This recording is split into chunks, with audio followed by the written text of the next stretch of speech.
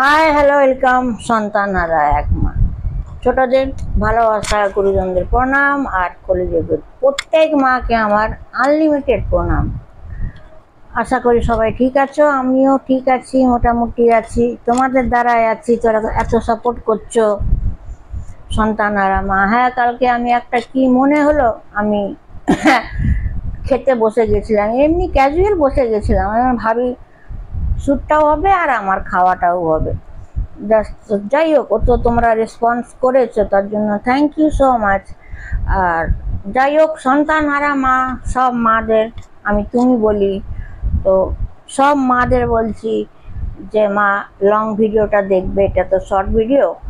এবার আসছি কিছু টক ঝাল মিষ্টি নিয়ে কথা বলতে, যে মানুষের জীবনীটা কেমন হয়, আর একটা ট্রু স্টোরি বলতে আসছি। ঠিক আছে, লাইক শেয়ার কমেন্ট সাবস্ক্রাইবটা করবে। আর রইল কি ব্যাপারটা, সব থেকে বড় প্রবলেম, আমার হাজব্যান্ড অফিস চলে যাচ্ছে, ছেলে পারে না, মেয়ে বাইরে, একা, মানে একটা শ্যুট করতে গেলে একা প্রচুর কষ্ট হয়।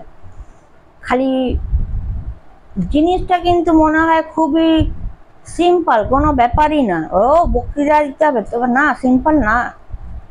এটা সোশ্যাল মিডিয়াতে চলছে, প্রথমে তো এটা দেখতে হবে, তাই না? এবারে অন স্ক্রিনে বসবো, আমি কতটা এজে, কোন এজে, সেরকম আমাকে গেট আপ করতে হবে, সেরকম মেকআপ করতে হবে, ঘরের কাজকর্ম সব রেডি হয়েছে কিনা সেটা দেখতে হবে। এবারে ব্লগটা হয়ে যাওয়ার পর তাকে এডিট করা, তার নাম লেখা, অত মিউজিক দেওয়া, এগুলো আমি করতে পারছি না, তার জন্য দুঃখিত। কিন্তু তার মধ্যেও যে তোমরা লাইক শেয়ার কমেন্ট সাবস্ক্রাইব করে নিয়ে যাচ্ছ, আর যদি আমি যদি ওভারঅল পুরো যদি কমপ্লিট করে ছাড়তাম এডিট করে মিউজিক দিয়ে, হয়তো আমার আরও হয়তো ভিউয়ার্স বাড়তো, সাবস্ক্রাইবার বাড়তো। তখন যদি আমি দুটো টাকাও যদি পেতাম না, অবশ্যই আমি তাহলে একটা মেয়ে বা ছেলে নিশ্চয়ই রাখতাম, যে আমার গেট আপটাও তৈরি করতো, আর ক্যামেরাটাও করতো, এডিটও করতো। তো সেই ভাগ্য এখনো সুযোগ ওঠেনি, সুযোগটা তোমাদের দ্বারাই উঠবে, যখন যদি আমি পারি অনেকটা চলে যেতে, অবশ্যই আমি তখন একটা এমনই একজনকে খুঁজবো, দু চারজনকে তো রাখতে পারবো না, যে আমাকে আমার কস্টিউম, আমার লোকেশন টোটালটা দেখবে, ভিডিও করবে, এডিট করবে, হ্যাঁ, সব কিছু করবে। কোনোটা অত সহজ না, আমাদের মনে হয় ওইটা, বা তোমাদেরও মনে হয় খুব কঠিন, খুবই কঠিন। আর আমারটা তো আরও কঠিন, কেন? আমি তো স্পিচ দিই সোশ্যাল মিডিয়া।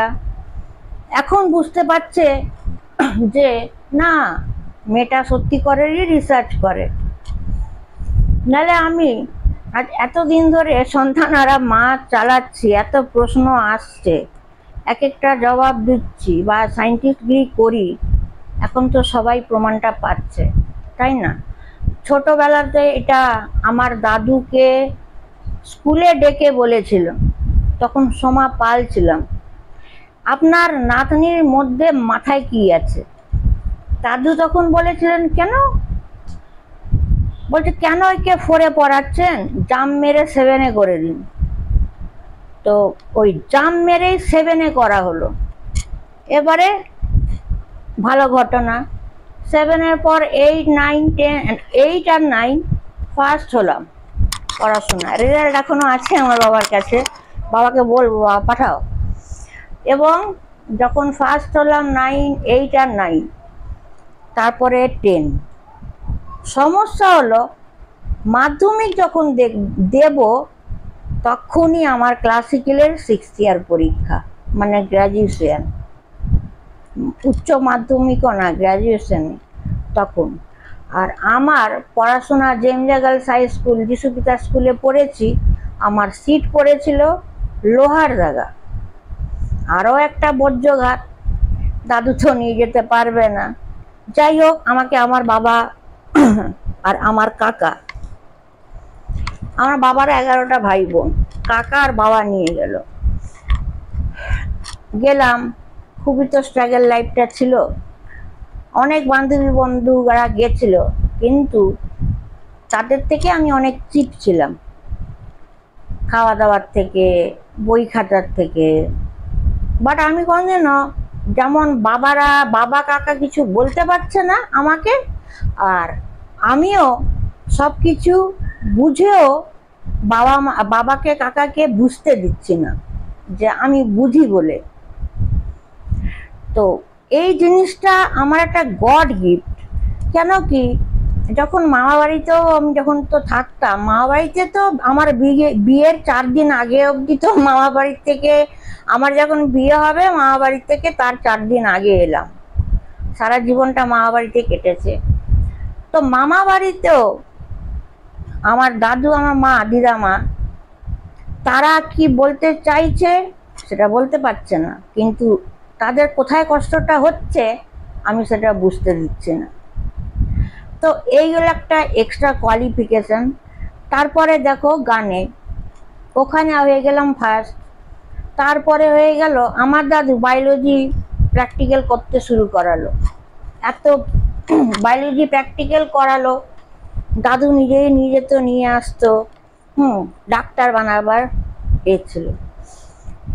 জেএমজে গার্লস হাই স্কুলে আমার মনে পড়ে, আমার মাকে আর আমার বড় মামার ছেলে দাদা, খতম দাদা, আর সে নেই, ছুটি নিয়ে চলে গেছে, আমার মনের মনি কোথায় আছে, আমাকে গাড়ি করে পৌঁছাতো। ঠিক আছে, তো জেএমজে হাই স্কুলে আমার মাকে ডেকে পাঠালো।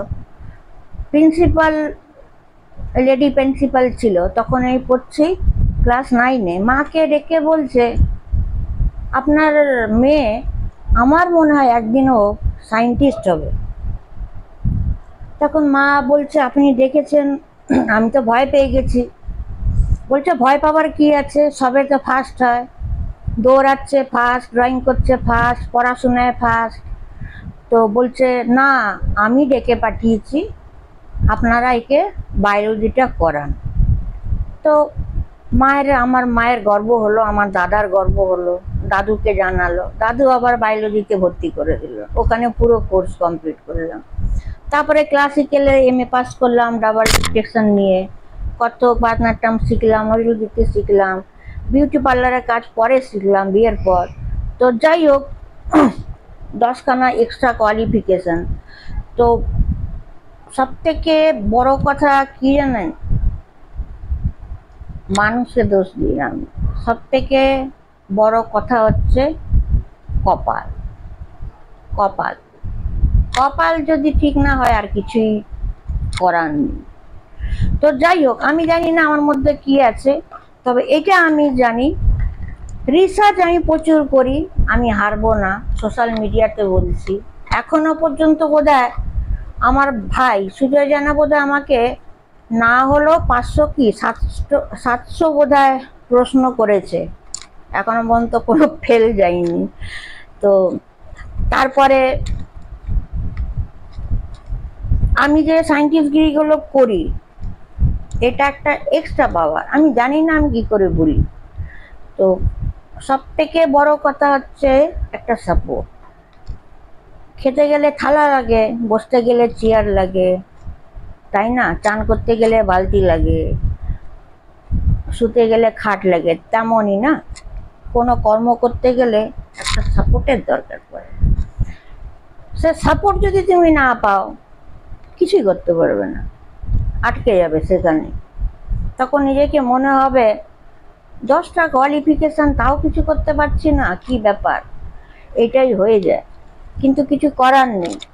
তো যাই হোক, যেটা তোমাদের মেসেজ দেওয়ার, আমি ফানিগিরি বসে বসে করছি, ভাবুন না আমি পঙ্গি। আমি গানও করছি বসে বসে, ভাবুন না আমার পা নেই।